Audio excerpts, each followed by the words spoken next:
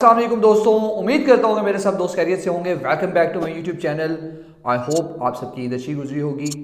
अच्छा, ऑस्ट्रेलिया में Australian student visa को लेके बहुत सारी अपडेट्स आई थी। अब रिसेंटली ऑस्ट्रेलिया ने टूरिस्ट वीज़ा को लेके एक बहुत इंपॉर्टेंट अपडेट दी कुछ दिनों पहले, और वो अपडेट आपके साथ शेयर करना बहुत ज़रूरी है because many of us people are applying for the visitor visa, चाहे वो जिस कंट्री से भी हैं, और वो यहाँ आकर विजिटर वीज़ाज़ पे, टूरिस्ट वीज़ा पर या फैमिली स्ट्रीम वीज़ाज़ पर आकर यहाँ पर अपने वीज़ाज़ को चेंज करवाते हैं। चेंज करवा के वो स्टूडेंट वीज़ा में चले जाते हैं या यहाँ पर अप्लाई कर देते हैं असाइलम, जिसे हम प्रोटेक्शन वीज़ा भी कहते हैं। अच्छा, उससे उन्होंने रिलेटेड एक इंपॉर्टेंट न्यूज़ जो है वो अभी बताई है, वो ये है कि अब से टूरिस्ट वीज़ा के ऊपर आप एक्सपेक्ट कर सकते हैं, बड़े हायर चांसेस हैं कि उस पर कंडीशन 8503 इंप्लीमेंट होगी।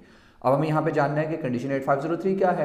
कंडीशन 8503 है कि आप जब भी कोई वीज़ा अप्लाई करते हैं और आपको वीज़ा ग्रांट होता है, तो उस वीज़ा के ऊपर 8503 का मतलब ये होता है कि आप उससे आगे कोई वीज़ा अप्लाई नहीं कर सकते। लेट्स से मैं हूँ एक एप्लीकेंट जिसने विजिटर वीज़ा अप्लाई किया, टूरिस्ट वीज़ा अप्लाई किया, और मैं आ गया ऑस्ट्रेलिया। मेरे वीज़ा के ऊपर एक कंडीशन थी 8503 means no further stay condition.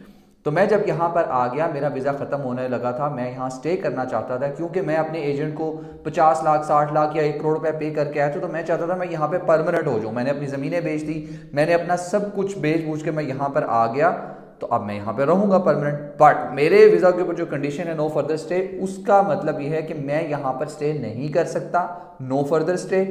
उसके साथ साथ मैं यहाँ पर कोई वीज़ा भी अप्लाई नहीं कर सकता, मैं कोई स्टूडेंट वीज़ा भी अप्लाई नहीं कर सकता, मैं फर्दर इसको एक्सटेंड भी नहीं कर सकता, मैं कोई इमिग्रेशन वीज़ा भी नहीं डाल सकता। तो मुझे यहाँ से चुपचाप अपना बैग उठाना है और वापस अपने कंट्री जाना पड़ेगा। इसके दो एक फ़ायदा है और एक नुकसान है, दो चीज़ें हैं इसके अंदर। सबसे पहले मैं इसका बताऊंगा फ़ायदा इसका क्या है कि ऑस्ट्रेलिया में टूरिस्ट वीज़ा पर बहुत ज़्यादा रिजेक्शंस आ रही थी क्योंकि बहुत सारे लोग यहाँ पर आकर मूव करना चाहते थे, परमानेंटली यहाँ पे रहना चाहते थे, और बहुत सारे यहाँ पे जेन्युइनली तौर पे घूमने फिरने के लिए भी आना चाहते थे हमारे कंट्री से। और बहुत सारे ऐसे लोग भी थे जो कि यहाँ पर आकर जिनके इंटेंशन ये थे कि हम गायब हो जाएंगे।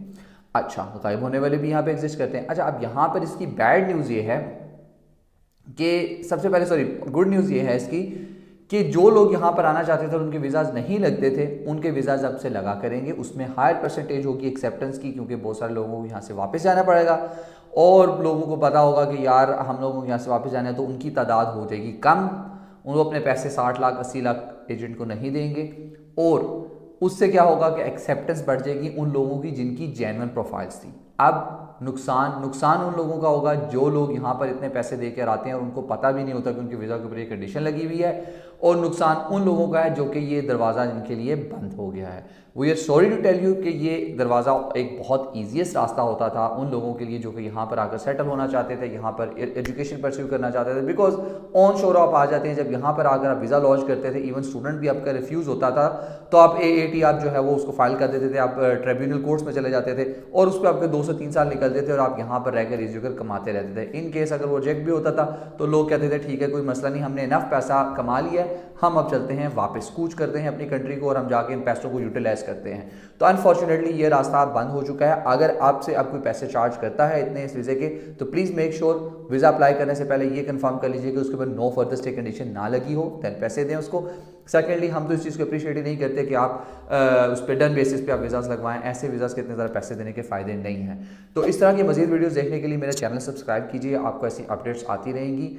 स्टिल उन लोगों की वजह जिनका वीज़ा लग चुका है, और वो लोग जो कि यहाँ पर इस वीज़ा पर आना चाहते हैं और चाहते हैं कि हमारा वीज़ा यहाँ पर एक्सटेंड हो जाए, डिफरेंट वीज़ाज़ में कन्वर्ट हो जाए, तो there are certain ways in the law. हर जगह पे लूप होल्स होते हैं, बट उसके लिए आपको बहुत अच्छे इमिग्रेशन लॉयर से रब्ता करना पड़ेगा। They will charge you hefty amount, बहुत ज़्यादा पैसे चार्ज करेंगे, और आपका वो कोई ना कोई सिनेरियो बना सकते हैं। अब भी रास्ते हैं, बट एक्सपेंसिव हैं और लॉन्ग हैं। तो आप किसी अच्छे इमिग्रेशन लॉयर्स को आके मिलिएगा यहाँ से, या वहीं से कांटेक्ट कर लीजिए, but don't meet fake people.